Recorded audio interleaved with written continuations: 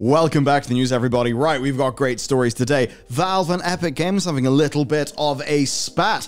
Vampire the Masquerade Bloodlines 2 seemingly being resurrected after a very bizarre development process. Warframe getting backlash for a super expensive skin, and the true success of an Activision title, Spyro, that would really make you think, well, that you'd hope they'd be willing to do more. Let's get stuck in. First up then, Valve saying no to AI in games, Tim Sweeney giving a bit of a response. This is one of those things, does it feel like a grift? No, it doesn't. So to get into it, right? This person has been spending 3.5 years working on their game, right? It's a medieval city builder. They had submitted it to Steam for early access. Now, given all the technology stuff that's going on, what this person clearly thought was, this would be cool. So, in the in-game settings, they would let players have the option to replace the dialogue for resident NPCs with responses from ChatGPT. Now, for this, basically, somebody would have to link their, their own API key from OpenAI to allow that to happen. So, overall, I mean, that's fine. That's just a, hey, do you want to, like, supply your own key and do a funky thing in the game, but it doesn't really matter? To me, that's, like, totally okay. So here's the situation. Valve reviewed that ahead of it being, accepted for sale, and they asked for some additional clarification, especially on the artificial intelligence part. And Chasseur, the person in question, explained that there was no AI-generated content directly in the build.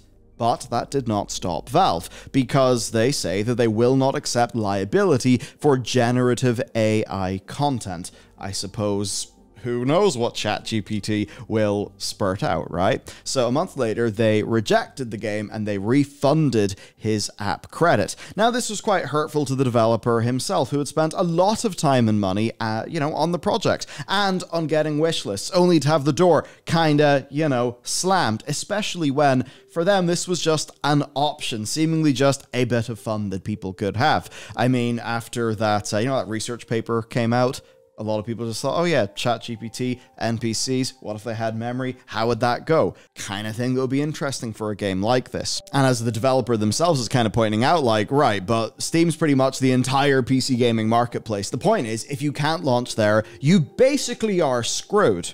And that essentially is the case. Yeah, like, Steam is humongously the market leader. I'm not just saying that for some fun.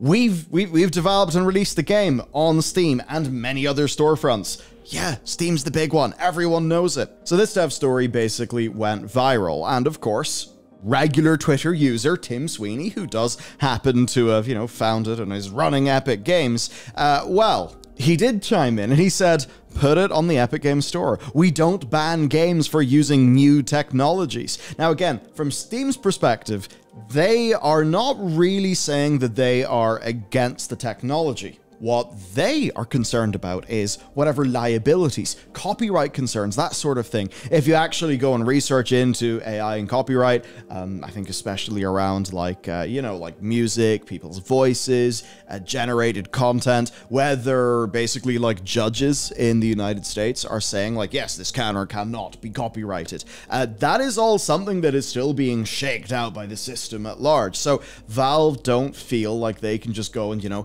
have a policy position on that. And Valve's entire way of doing Steam is to be as hands-off as they can. So they don't want something that could blow up in their face, right? That's basically what they think. And then again, with like blockchain games, pay-to-earn stuff. Okay, pay-to-earn, less down there. Maybe there is some novel use for like blockchain technology in a video game. Sure, whatever. But no, Valve are just like a hard no. Because for them, even though like, yeah, I'm sure there's a use for that in games that's super novel and inventive or whatever, but Valve just kind of noticed like, no, there's so many grifts here. There's so many like outright scams here. We just don't want that to happen in our store. So blanket policy, no. Of course, over in Epic, they decided, oh, yeah, blockchain games, come on over. And of course, many silly, embarrassing looking games ended up in the Epic Games Store.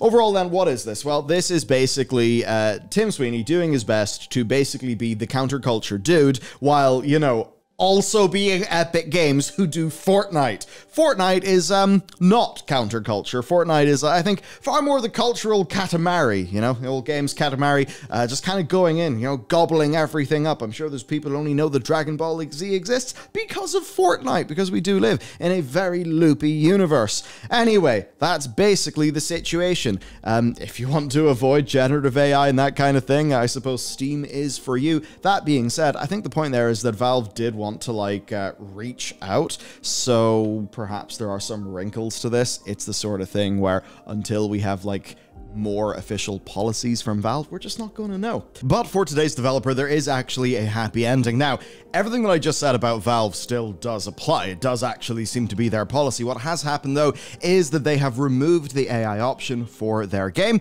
They've been able to resubmit the game, and they have actually got past Steam's approval process. I think, no doubt helped by there being quite a bit of noise over the internet. Overall, though, it's nice we've got a happy ending in this one, but that big debate about AI, well, that still does remain. The next thing then, Vampire the Masquerade Bloodlines 2, Rising Up from the Grave. We've covered this a few times on the channel. It is a loopy story. This game was supposed to come out in 2020, everybody, 2020. And people were kind of, you know, optimistic, all looking good. I mean, it was crazy. The original game is mad. People adore it. The lead writer, Brian Mitsuda, came back as a lead writer for the new title that was being made by Hardsuit Labs. But then he was fired, along with other key creators. The game was then delayed by the publisher and the rights holder to 2021. And then Paradox delayed the game indefinitely in 2021. They replaced Hardsuit as the developer, and they never explained who would be taking on the development. And then, as of summer 2022, Vampire the Masquerade Bloodlines 2 was getting full refunds from Paradox, no question asked, for anyone who pre-ordered the game. And, well, now it has an announcement trailer. Yes, Bloodlines 2 official announcement trailer. We can see it here, and it's being made by the Chinese Room. Now, this, I mean, they've done Everyone's Gone to Rapture, Dear Esther.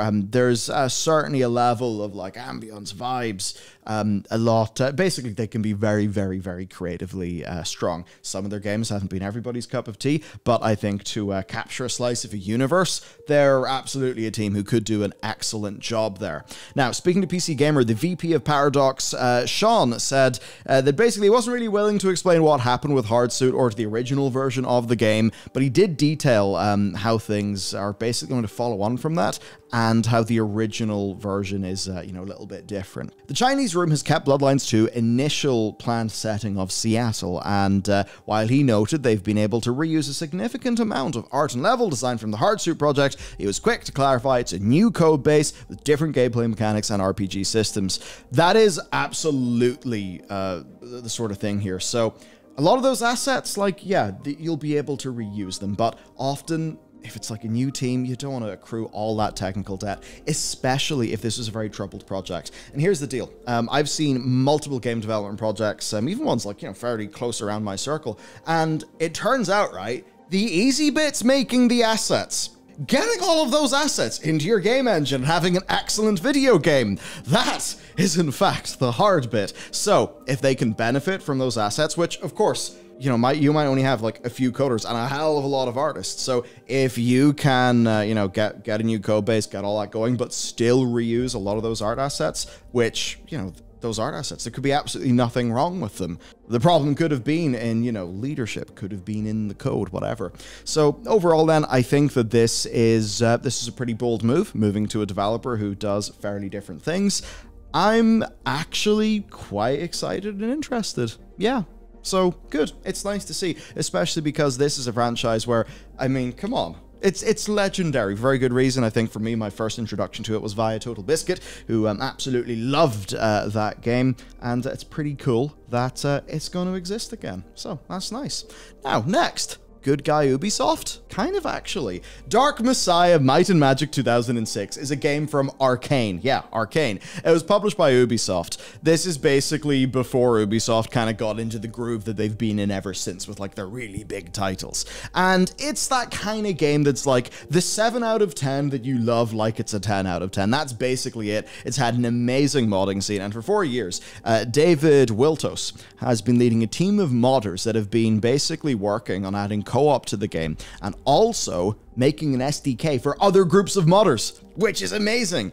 And as an anniversary gift, he's revealed something. Ubisoft have basically just given him carte blanche to do whatever he needs to, which is awesome. This is a direct quote from Ubisoft. "We don't want to impose any sorts of restrictions so that the community can really appreciate the full value of the work that's being put in here." This is a very, very nice move from them, isn't it? I mean, goddamn.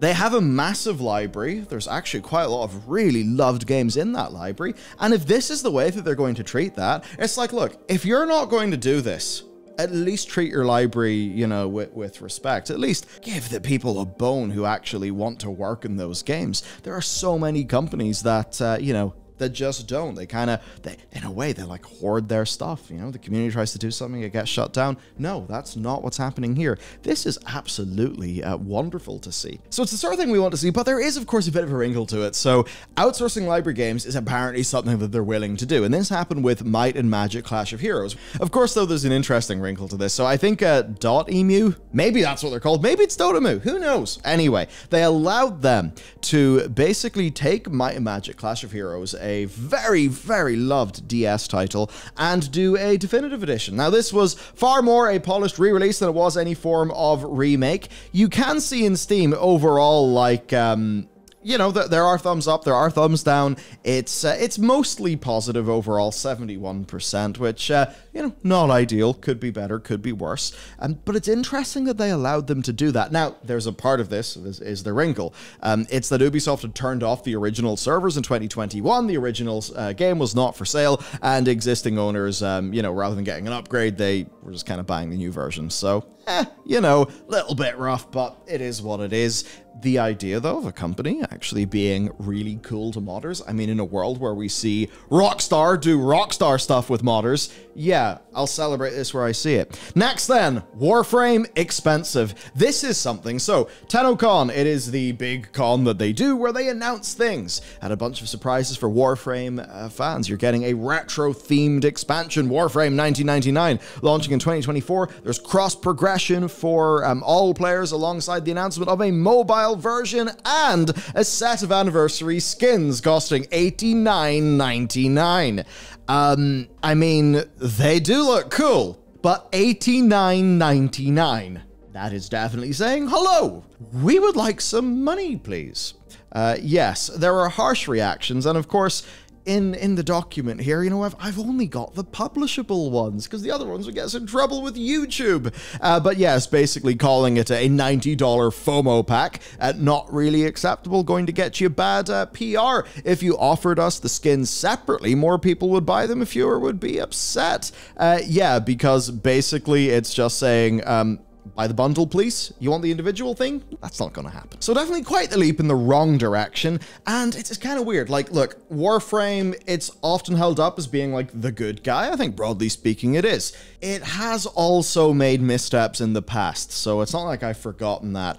But they are one of the better guys out there. So seeing this kind of thing is, you know, it's a shame. Now, of course, there's more things going on with the digital extremes. Wayfinder has came out, and the thing with Wayfinder is, you know, as a game in many ways, like, Wayfinder's looking pretty damn good. Problem, of course, is massive server issues. Now, when I was initially covering this, it was very negative in Steam. They've actually got up to 45%, meaning that instead of a red or orange angry number, it is now, it's yellow. It's mixed, so it's not quite green yet, but it has went in a better direction. But of course, they're basically just trying to, you know, they're trying to get that thing, you know, to be okay. Of course, also, they'll have to get the, you know, the launch right for Soulframe, which is their, you know, their fantasy MMO. So certainly audience, you know, audience thought shifting, that, you know, that wouldn't really be particularly great for them. Now, another story, Spyro. Do you know Spyro Reignited Trilogy has actually reached 10 million sales? Now, that's 10 million sales since 2018. Are all of those sales going to be at full RRP? No. But, I mean, I guess what, averaging 2 million sales a year? That's absolutely not shabby for a, retro title. That said, as Game World Observer pointed out, it's actually not as good as the Crash Trilogy's 10 million in 18 months in 2018, which, to be honest, is absolutely insane to me. I mean, I like Crash, but come on, man, Spyro's way better. Maybe I'll get pitchforked in the comments for that, who knows. But the 3 original Spyro games had managed 11.56 million between them by November 2007. So actually, that is pretty damn impressive. Now, considering those numbers and the expectations that Activision Blizzard has for big numbers and success, it's, in fact, may not be surprising how Toys for Bob are now rotating between Crash Team Rumble and Call of Duty support with no clear path towards single-player titles again. Yeah, Crash Team Rumble. I feel like that's them taking this signal. Oh, look, Crash is back. And then they're trying to spin it into, because of course there was Crash Team Racing that turned into the live service.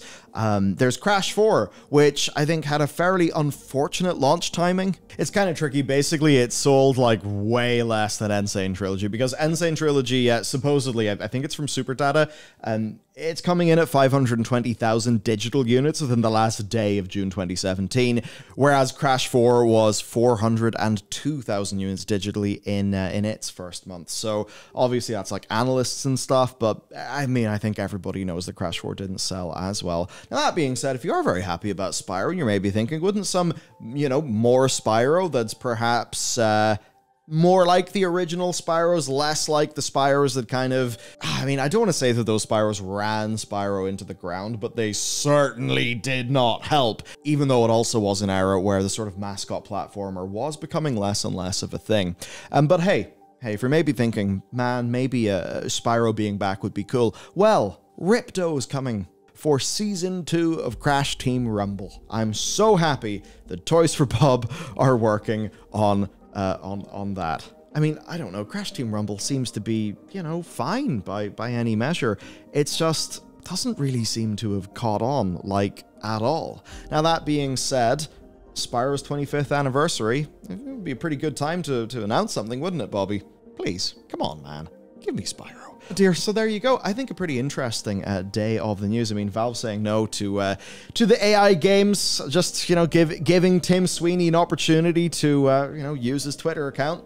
It's always fun. How many of these stories are just because Tim Sweeney is trying to do the counterculture thing against Valve, while also being Tim Sweeney of Epic Games who do the Fortnite? Funny old situation. My sort of thought on that, to be honest, if it's ChatGPT and it's an optional plugin thing for the game, I really struggle to see the harm in that, to be honest with you, especially considering how tiny of a thing that is in comparison to the full game in question. So that's my take. Let me know what yours is anyway. And of course, stay tuned.